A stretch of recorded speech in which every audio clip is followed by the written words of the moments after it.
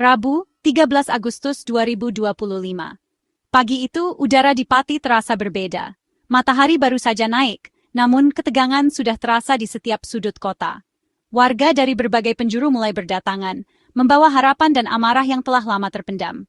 Pati berubah total. Lautan manusia memenuhi jalanan, menuntut keadilan di depan kantor Bupati. Jalan-jalan yang biasanya ramai kendaraan kini dipenuhi ribuan orang, semua bergerak menuju satu tujuan, perubahan. Spanduk dan teriakan membakar semangat, menandai puncak kekecewaan yang telah lama dipendam. Setiap kata yang diteriakkan adalah luapan rasa sakit dan harapan yang tak kunjung terwujud. Petani, pedagang, ibu rumah tangga, dan anak muda bersatu merasa dikhianati oleh kebijakan pemimpin mereka. Tak ada lagi sekat di antara mereka, semua bersatu dalam satu suara, menuntut keadilan yang selama ini diabaikan. Orasi-orasi berapi-api menggema, menuntut perubahan nyata, bukan sekadar janji. Para orator silih berganti berbicara, menyuarakan keresahan rakyat yang sudah terlalu lama menunggu. Aparat kepolisian membentuk barikade, menjadi benteng antara rakyat dan kekuasaan. Wajah-wajah tegang aparat mencerminkan betapa gentingnya situasi hari itu. Energi perlawanan terasa di udara. Ini bukan sekadar protes, tapi akumulasi kemarahan yang telah lama tumbuh. Setiap teriakan, setiap tatapan adalah bukti bahwa rakyat sudah tidak bisa lagi diam. Pagar kantor bupati menjadi simbol jarak antara pemimpin dan rakyat. Di balik pagar itu, keputusan-keputusan besar diambil, namun suara rakyat seringkali tak terdengar. Aksi ini adalah puncak dari serangkaian protes yang sebelumnya telah terjadi. Setiap aksi sebelumnya adalah peringatan, namun hari ini semuanya memuncak dalam satu gelombang besar.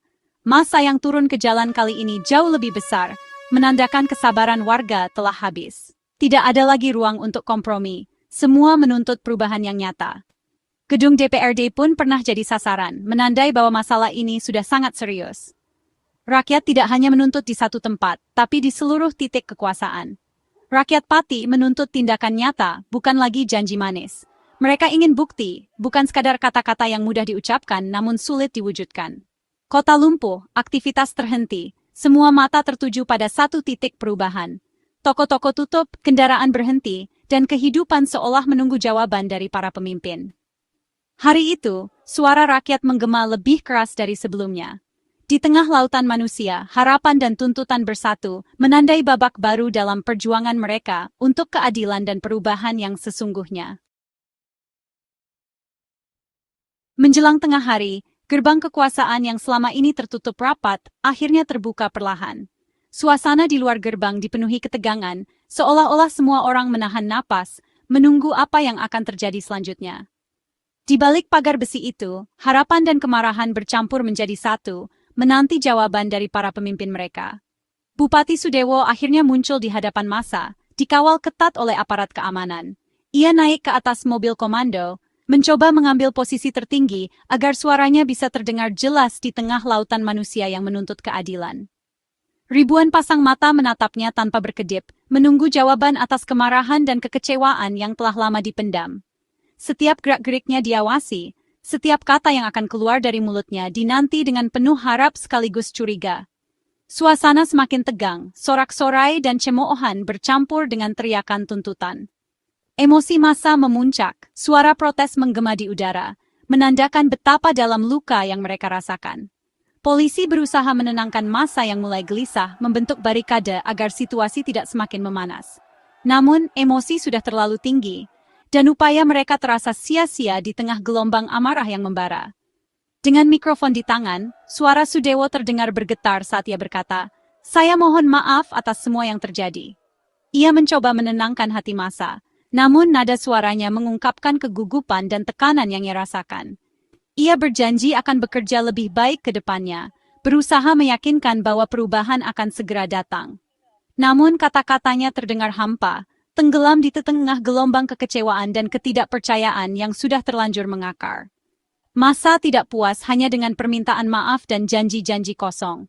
Mereka menuntut solusi konkret, aksi nyata yang bisa dirasakan langsung, bukan sekadar kata-kata yang mudah diucapkan, namun sulit diwujudkan.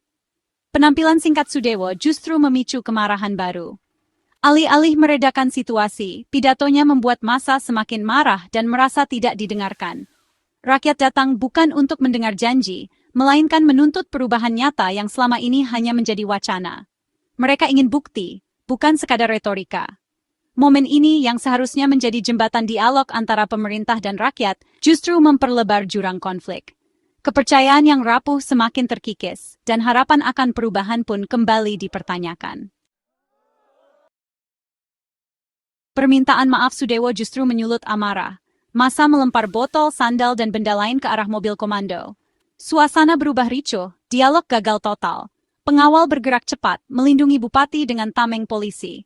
Sudewo terkejut, pidatonya terhenti dan ia segera dievakuasi ke dalam mobil dinas.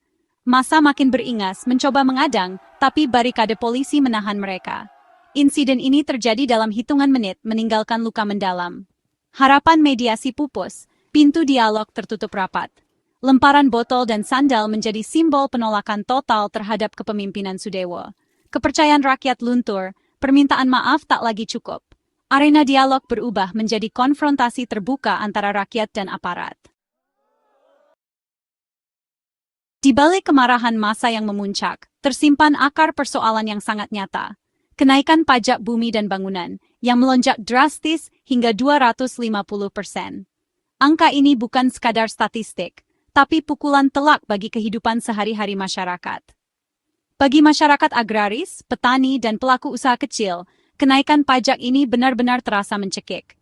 Mereka yang selama ini bertahan hidup dari hasil bumi dan usaha kecil, kini harus memikirkan beban tambahan yang berat. Petani, pedagang, hingga warga biasa terhimpit tagihan pajak yang membengkak. Setiap bulan, mereka dihantui kekhawatiran. Apakah cukup uang untuk membayar pajak, atau harus mengorbankan kebutuhan pokok keluarga? Pemerintah dianggap tak peka terhadap kondisi rakyat. Kebijakan yang diambil terasa jauh dari realita di lapangan, seolah-olah suara rakyat kecil tak pernah didengar. Protes sudah lama disuarakan, dari jalanan hingga ruang-ruang diskusi, tapi selalu menemui jalan buntu. Aspirasi rakyat seolah menguap begitu saja tanpa solusi nyata. Media sosial kini menjadi wadah utama keluh kesah, tempat rakyat saling menguatkan dan mengorganisir perlawanan. Di sana, suara-suara kecil bersatu menjadi gelombang besar. Ribuan orang turun ke jalan, membawa bukti tagihan PBB yang melonjak sebagai simbol perlawanan. Mereka menuntut keadilan, menuntut agar suara mereka didengar.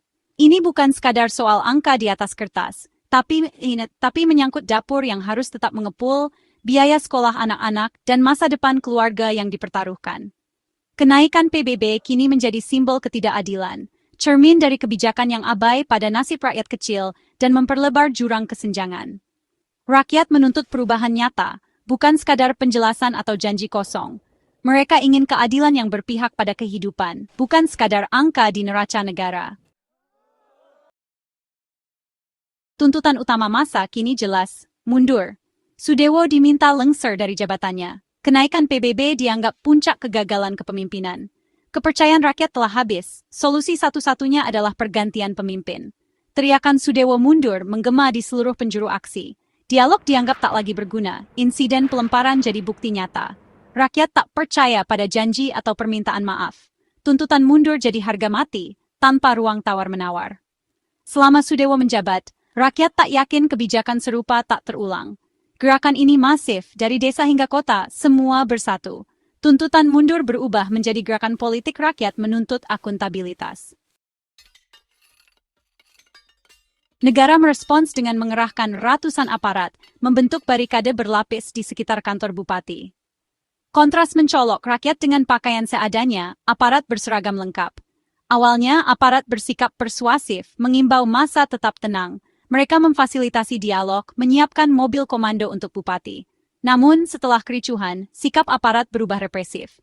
Barikade diperkuat kawat berduri, tameng diangkat membentuk dinding kokoh. Ketegangan meningkat, tatap mata saling mengunci. Dari sisi keamanan, ini prosedur standar. Bagi massa, ini simbol pemerintahan yang represif. Aspirasi rakyat dianggap dibungkam dengan kekuatan. Barikade aparat jadi penghalang demokrasi, bukan pelindung ketertiban. Setelah Sudewo dievakuasi, situasi memanas. Lemparan botol dan batu ke arah aparat tak terhindarkan. Protes berubah jadi bentrokan jalanan. Teriakan tuntutan bercampur dengan kepanikan dan jeritan. Aparat membalas dengan gas air mata, memecah kerumunan. Kepanikan pecah, massa berlarian, sebagian pingsan dan terluka. Mobil water cannon menyemprotkan air, memukul mundur demonstran. Alun-alun berubah jadi arena kejar-kejaran. Banyak yang jatuh pingsan, luka-luka akibat bentrokan. Luka fisik dan psikologis membekas dalam. Penggunaan kekerasan jadi catatan kelam demokrasi lokal. Dialog benar-benar mati digantikan bahasa kekerasan. Hari itu, demokrasi diuji di jalanan Pati. Insiden di depan kantor Bupati Pati tak berakhir saat masa dibubarkan. Tekanan politik terhadap Sudewo makin kuat. DPRD Pati menggunakan hak angket untuk menyelidiki kebijakan PBB. Pansus pemakzulan dibentuk, tuntutan mundur masuk ke ruang sidang parlemen. Kekuatan rakyat terbukti mampu menggerakkan institusi politik. Posisi Sudewo makin terjepit, bahkan Gubernur Jawa Tengah ikut menyoroti. Namun, dampak terberat adalah korban jiwa. 2 orang tewas, puluhan luka dan pingsan. Trauma kolektif membekas, hubungan rakyat dan pemerintah retak. Kota Pati tercoreng citra kekerasan dan instabilitas. Luka sosial membelah masyarakat, memperumit rekonsiliasi. Pemerintah harus memperbaiki kebijakan dan merajut kembali kepercayaan rakyat. Tragedi Pati jadi cermin besar demokrasi kita. Pelajaran utama, pemimpin harus peka dan komunikatif, bukan membuat kebijakan dari menara gading. Kenaikan PBB tanpa sosialisasi adalah contoh kebijakan yang abai. Rakyat bersatu menunjukkan kekuatan luar biasa, tapi aspirasi harus disalurkan secara damai. Kekerasan hanya merugikan gerakan, memberi legitimasi tindakan represif. Aparat harus profesional, represif adalah pilihan terakhir. Luka akibat kekerasan negara sulit disembuhkan. Demokrasi bukan sekadar pemilu, tapi dialog terus-menerus antara rakyat dan pemerintah. Peristiwa ini pengingat, jangan rekam suara rakyat, perjuangkan aspirasi dengan bermartabat. Negara dibangun di atas kedaulatan rakyat, bukan singgasana penguasa.